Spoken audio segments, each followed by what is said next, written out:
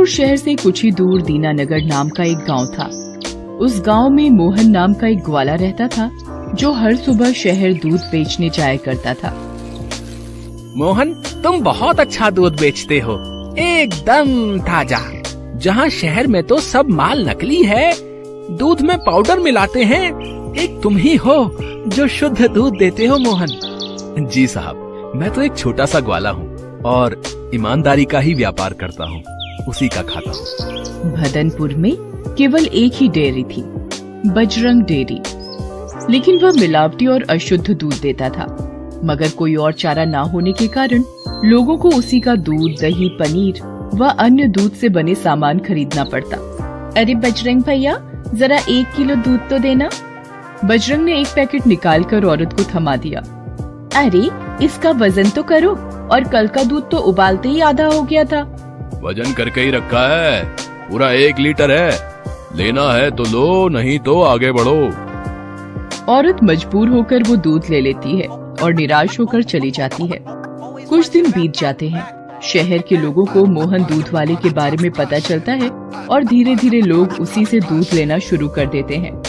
ले लो, दूध ले लो। अरे मोहन, रुको तो, जरा 1 लीटर दूध देते जाओ। वाह मोहन, तुम्हारा दूध तो एकदम शुद्ध नजर आ रहा है। बिल्कुल, अभी ताजा ताजा भैंस का दूध लगा कर आया हूँ गाँव से। तभी दूसरी महिला भी वहाँ पहुँच जाती है। अरे मोहन भैया, मुझे आज 2 लीटर दूध देना, आज खीर बनानी है। जी लीजिए, खीर के लिए मैं आपको गाय का दूध दे देता हूँ, भाव बिल्कुल बराबर है। धीरे धीरे मोहन दूध वाले की चर्चा सारे शहर में फैल जाती है और बजरंग डेयरी से कोई भी दूध नहीं खरीदना चाहता। अरे सुना है, दीनानगर से एक दूध वाला हर रोज सुबह शहर आता है और बहुत ही सुंदर दूध देता है। हाँ सही बात है, और अब तो हमें बजरंग दूध वाले का कोई भी मिलावटी सामान खरीदने की आवश्यकता नहीं है। बजरंग अब खाली हाथ मक्खियाँ मारता बैठा रहता है। मुश्किल से ही 2-4 लोग उसकी दुकान पर आते हैं। बजरंग को भी इस मोहन दूध वाले के बारे में पता चलता है। तभी बजरंग की दुकान से श्यामला भाभी गुजरती है। अरे श्यामला भाभी, आज दूध नहीं लेंगे क्या? अरे हम पागल हैं क्या जो हम तुम्हारा मिलावटी दूध लेंगे? जब से मोहन आए हैं तब से सभी को शुद्ध दूध मिलना शुरू हो गया है। एक दिन बजरंग डेयरी के सामने से मोहन अपना दूध लेकर गुजर रहा होता है। तभी बजरंग उसे अपनी तरफ बुलाता है। अरे मोहन भाया, रुको तो, जरा और हमारे यहाँ भी तो बैठो। जी भाया, अभी आता हूँ। अरे मोहन, तुम्हारे दूध की शुद्धता के बारे में तो बहुत सुना है, जरा मुझे भी 1 लीटर देना।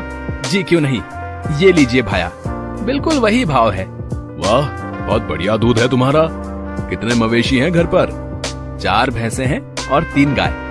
मोहन तुम ऐसा करो, तुम अपना सारा दूध मुझे बेचा करो, मैं बड़े दाम में तुमसे दूध लूंगा। तुम्हें आज कितना मुनाफा होता है, उससे भी ज्यादा मुनाफा होगा।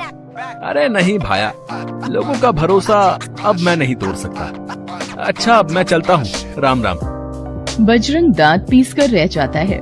उसने मोहन को बहलाने की अपनी तरफ से पूरी कोशिश की, लेकिन सफल ना हो सका।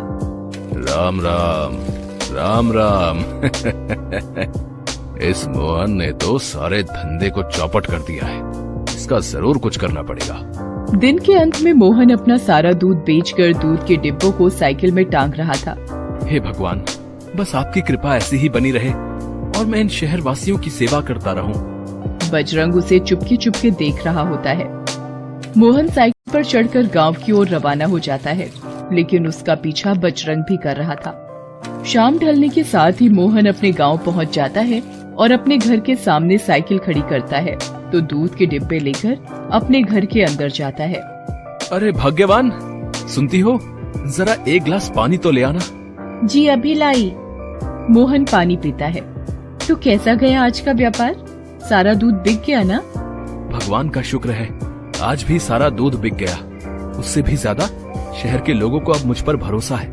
उससे कीमती चीज और कुछ नहीं हो सकती। ईमानदारी की बुनियाद पर बना व्यापार ही हमेशा हम जैसे गरीबों का साथ देता है। बजरंग एक जगह छुपकर दोनों की बातें सुन रहा होता है। अरे बेटा, ऐसा मजा चखाऊंगा, सारा व्यापार भूल जाएगा। अगली सुबह जब मोहन साइकिल में दूध के डिब्बे टांग रहा होता है तभी वो देखता है कि उसकी साइकिल के दोनों पहियों की हवा निकली हुई है। अरे भाग्यवान, सुनती हो? जरा इधर आओ। सुनीता दौड़ी दौड़ी आती है। जी क्या हुआ? अरे ये देखो, दोनों पहिए पंचर हो गए हैं। अब भला मैं कैसे शहर दूध बेचने जाऊं? हे भगवान, ये तो बहुत बुरा हुआ।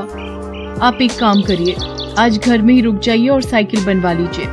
तू रामू को कहना साइकिल बनवा देगा, मैं पैदल ही शहर जाऊंगा। और मोहन अपने सारे दूध के डिब्बों को सिर और कंधे पर टांग कर शहर की ओर चल देता है और कुछ ही देर में पहुंच जाता है। दूध ले लो, दूध। अरे मोहन भैया, जरा 1 लीटर दूध देना। और आज आपकी साइकिल कहाँ गई? जी दीदी, पता नहीं कैसे आज सुबह पंचर ही मिली। अरे मोहन भैया, क्या खीर बनी थी कल, दूध में मजा ही आ गया। वैसे साइकिल पंचर कैसे हुई? जी दीदी, पता नहीं कैसे हुआ, कल रात तक तो ठीक थी, लेकिन आज सुबह उठकर देखा तो साइकिल पंचर मिली। अच्छा, अब मैं चलता हूँ, नहीं तो लौटते लौटते काफी देर हो जाएगी। मोहन बजरंग की दुकान के सामने से भी जाता है। उसे देखकर बजरंग चौंक जाता है। अरे मोहन, आज पैदल ही दूध बेचने चल दिए? जी बजरंग भाया, पता नहीं कैसे आज सुबह साइकिल पंचर मिली, बच्चों की शरारत होगी। अच्छा, अब भाया मैं चलता हूँ। मोहन आगे बढ़ जाता है। बड़ा ही मेहनती व्यक्ति मालूम होता है। साइकिल पंचर करने के बावजूद भी आखिर मोहन दूध बेचने पहुंच ही गया। लगता है कुछ और करना पड़ेगा। शाम होने तक मोहन अपना सारा दूध बेचकर गांव वापस लौट जाता है। वह बहुत थका हुआ होता है। बजरंग इस बार भी उसके पीछे उसके घर तक पहुंच जाता है। अरे भगवान, रामू ने साइकिल ठीक कर दी क्या? अरे आप आ गए? जी हाँ, आज तो ले आई है साइकिल उसने। ठीक है, एक काम करता हूँ, आज मैं साइकिल अंदर कर देता हूँ, क्या पता बच्चों ने शरारत की हो। मोहन अपनी साइकिल अंदर खड़ी कर दरवाजा लगा लेता है, मगर उसके दूध के सभी डिब्बे बाहर थे। बजरंग इसी मौके की तलाश में था। अब देखता हूँ बच्चे, तू शहर दूध कैसे बेचने जाता है। अगली सुबह दूध दुहने के बाद जैसे ही रामू दूध अपने डिब्बे में डालने लगा तो सारा दूध नीचे से बहने लगा। अरे सुनीता देखो, ये दूध बाहर गिर रहा है। इस डब्बे में किसी ने छेद कर दिया है। अरे हाँ, बाकी डिब्बों के नीचे भी बहुत छेद है। किसकी हरकत हो सकती है? पता नहीं, पर मेरे पास एक उपाय है। तुम डब्बे के नीचे एक मोटा कपड़ा बांध दो, न जाने लोग मेरा कब से इंतजार कर रहे होंगे। मुझे दूध बेचने भी तो जाना है।